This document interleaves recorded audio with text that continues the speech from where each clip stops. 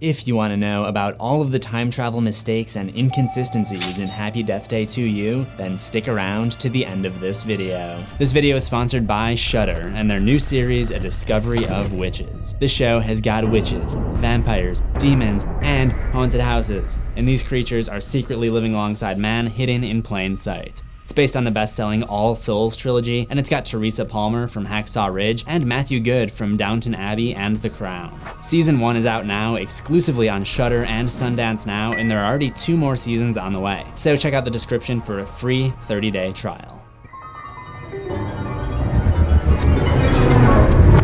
Happy Death Day to You opens with Ryan waking up in his car filled with Hot Pocket wrappers and walking down the street to go back to the dorm on the morning of Tuesday the 19th. This is just a few minutes before the final scene of the first movie, where Ryan does make a reference to having to sleep in his car.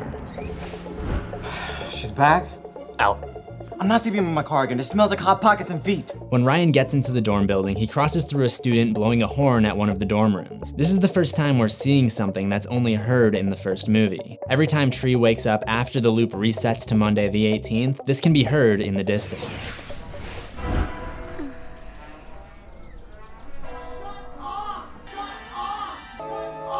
Oh, hey.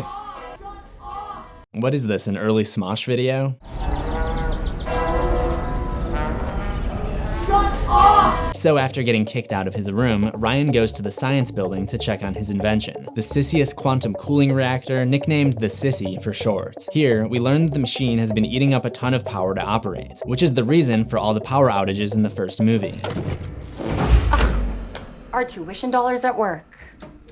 I don't know why this machine would affect the power in other buildings, because that's not really how electricity works, but maybe it has more to do with this machine's interdimensional effects and less to do with power consumption. There are a couple of fun set deck things I noticed in the lab, like a little figurine of Nikola Tesla, the guy who basically invented the alternating current electricity system that we use today. There are also some magazines on the table called Zombie Power Magazine. The director of the Happy Death Day films, Christopher Landon, also made a movie called Scout's Guide to the Zombie Apocalypse.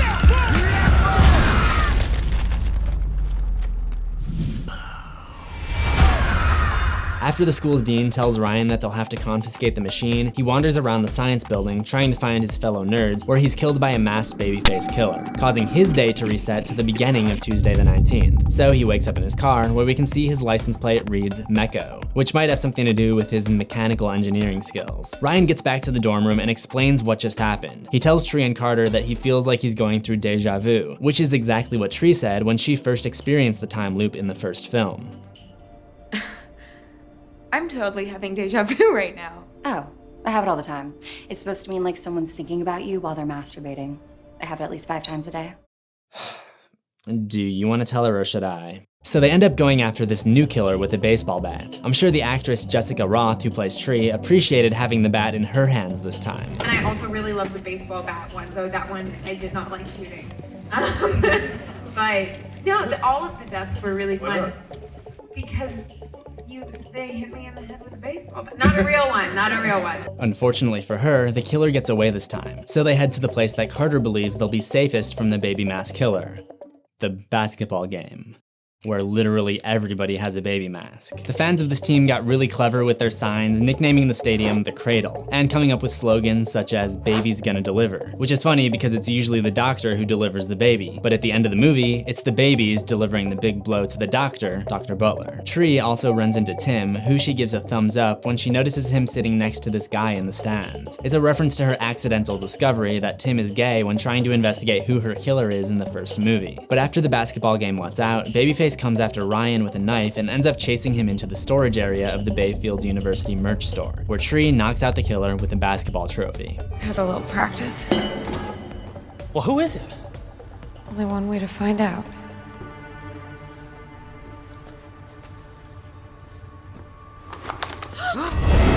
It's Old Man Witherspoon from the graveyard, and he would have gotten away. Oh no, never mind, it's just another Ryan. So they go back to the lab again. Back to the lab again.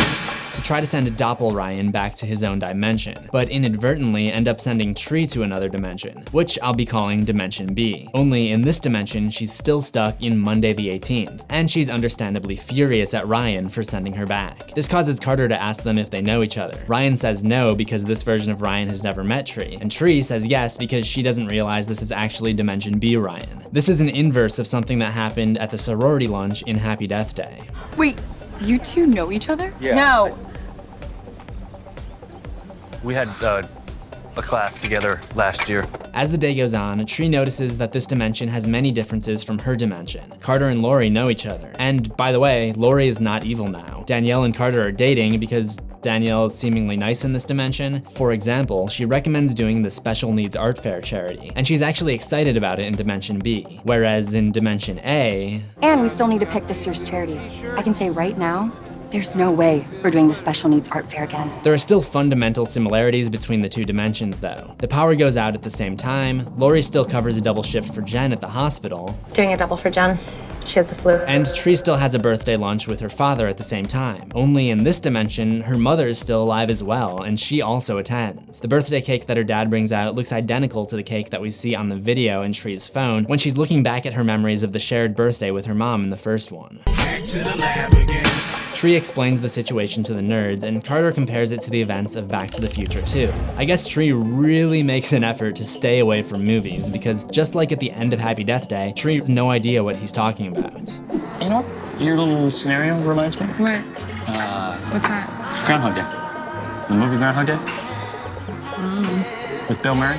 Who's Bill Murray? Tree realizes one thing that doesn't add up in Universe B. If Carter and Danielle are a couple, then why does Carter take home Tree? Why does she wake up in the dorm room in the first place? He tells her that he slept on Ryan's bed and he only took her home because he was afraid she was gonna choke on her own vomit like Janis Joplin. This is the same line Universe A Carter uses in the first movie when accused of taking advantage of Tree. No. You were wasted last night. I was afraid you were gonna fall or choke on your own vomit like Janis Joplin. So they try running the sissy machine again, but it doesn't work because the nerds don't have the right algorithms. The rattle caused by the machine actually knocks the clock off the wall, indicating that progress has been halted. Basically, there's no way for them to test all the algorithms in one day, and when the day resets, they won't know which ones have already been tested. That leaves them with only one option. Tree must memorize each equation and use her reading Steiner ability, or her ability to carry her memories whenever time is reset, to let them know which algorithms have already been tested. That leads us to a suicide montage filled with outdated memes like Nyan Cat, drinking bleach, and even FML. A couple of Tree's self-kills contain some fun references, like the poster on the skydiving plane that says, like a leaf. You know, because her name is Tree. And when she throws herself into the wood chipper, it says Tree Removal Service on the side of it. You know, because her name is Tree. I love to think about what happens in all of these dimensions that Tree dies in. Just think about it. In one of these universes, there's a reality where Carter and his girlfriend Danielle are just sitting outside, and all of a sudden, Danielle's half-naked best friend falls out of the sky and splats on the sidewalk in front of them. And they have to deal with that for the rest of their lives, and they never know why. But also during Tree's many deaths, she discovers that Lori actually seems to be the victim in this world. So she spends some of her time trying to figure out who the killer is because, remember, in this one, Lori isn't evil. During one of the suicides, Tree jumps from the clock tower, and there's a cool transition to her landing in Carter's bed to start the loop over again. It was very similar to my favorite death in the first movie.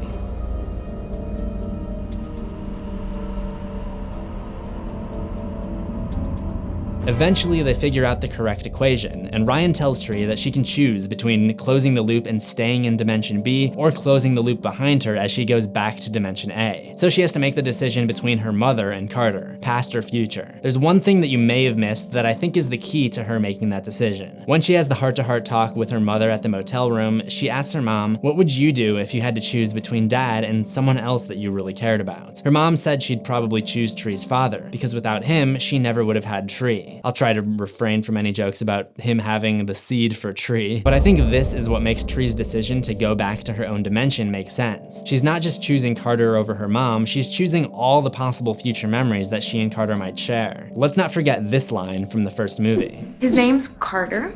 No, we did not have sex, but if I finally make it through this day somehow, I'm gonna have his babies. So in order to stop them from closing the time loop and to reset the day all in one go, she crashes her car into the power box distribution thing and decides to give it one more go. She says goodbye to everyone from Dimension B, where she learns that Danielle was actually cheating on Carter with Nick, who, if you don't remember, was Danielle's crush in the first one, who Tree made out with at a party.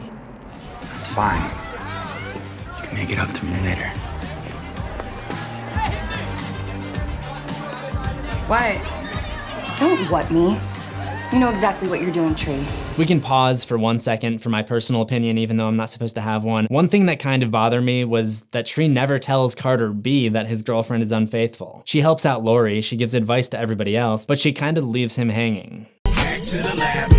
So they get everything figured out, and just as they're about to send Tree back home, the Dean bursts in and takes away their time travel machine. There are some issues with that, but I'll come back to that later. So the gang needs to come up with a plan to steal the machine back, and they use Danielle, who's an inspiring actress in this universe, to distract the Dean while they carry out their plan. Meanwhile, Tree has one more errand to run in Universe B. She runs back to the med building to save Lori from the killer, who she has figured out is Dr. Butler. But there's one thing that she didn't guess. His wife is also one of the baby masked killers. In Happy Death Day, Dr. Butler goes behind his wife's back to sleep with Tree, but in the new universe, it's Lori, which is why the only time Tree was targeted in Universe B was when she tried to protect Lori. Also, this is very similar to the original ending that was cut from the first movie, which Christopher Landon explained in the Q&A. Roll it. The original ending of the movie that we shot, Tree survives the fight and then wakes up in a hospital. Doctor kind of rushes everybody out and says she needs a rest, and then this nurse comes in and starts to put something into Tree's IV line, and Tree says, oh no, you're not supposed to be doing that, and then the nurse pulls her mask down and reveals that it's Gregory's wife, and she's basically like, you. And then she kills her. So it's interesting to see that ending kind of found a home in the sequel. But there are some issues with the ending, and when you're dealing with time travel, these things tend to come up. At the very beginning, Ryan passes by the trumpet player in the hall, which, as I mentioned, is heard every morning on the 18th. However, when Ryan gets to the dorm room, he sees this unfold, which is Tuesday the 19th, which is after Tree killed Lori and got out of the time loop. I went back to the first Happy Death Day to see if the trumpet is also played on the morning of the 19th, and it's not.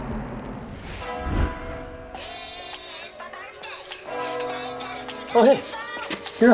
Also, the whole thing with Ryan encountering another version of himself isn't consistent with anything else that happens for the rest of the movie. For example, when Tree is sent to Dimension B, she never encounters Tree B, and the nerds tell her that the event likely caused Tree B to be sent to another dimension altogether. I also didn't really get what was the point of introducing a second Ryan, or having Ryan A go through the time loop at all at the beginning of the movie, because when Tree returns to Dimension A at the end, it never shows them solving the second time loop, unless the math that the nerds used from Dimension B somehow solved all time loops in all dimensions. But that wouldn't make sense, because then some other Bayfield students in some other superior dimension could have just solved everything without Tree A ever having to do anything. So by all logical means, when Tree A gets back to Dimension A, they should still have to solve the issue of Ryan continually resetting to Tuesday the 19th, unless he's saving that for the third movie. But that doesn't seem to be the case, because the mid-credit sequence suggests that the next movie will revolve around Danielle being tested as a time loop experiment by the DARPA agent Isaac Parker, which in itself doesn't make any sense, because they would run into the same problem that the Bayfield nerds had in trying to figure out the correct algorithm to close the time loops, an issue that they were only able to solve because Tree had the reading Steiner ability, and she was able to somehow remember every single equation that they tested, which, by the way, presents a problem of its own, because Tree's body started to deteriorate in the first Happy Death Day, and she only dies 11 times in that. In Happy Death Day 2U, it shows her killing herself about 5 times, I think it was. I mean, we'll have to ask a dead meat, but she'd also have to have way more off-screen deaths in order to afford her the time to memorize all of those equations, unless she just has a photographic memory that conveniently doesn't work when she gets too drunk.